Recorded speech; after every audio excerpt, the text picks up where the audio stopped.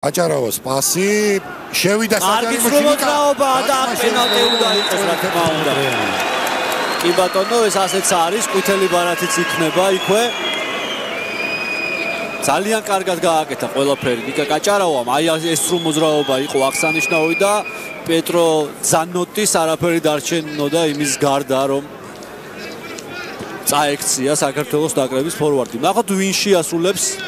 მე მგონი თვითონ კაჭარავას ეკუთვნის და ალბათ თვითონაც და იგი დაარტყამს 11 მეტრიას.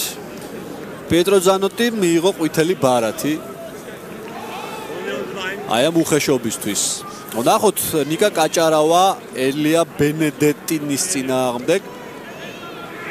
კარგი შანსია რომ ორამდე გავზარდოთ უპირატესობა. 33 წუთი მიმდინარეობს. კაჭარავას გამორბენი და მიხვდა სან მარინოს მეკარე დარტყმის მიმართულებას, მაგრამ იმდენად ძლიერად შეასრულა ნიკა კაჭარავამ, რომ ვერაფერი გააწყო. 2-0 ძალიან კარგი კიდევ ერთი ბურთი პირველ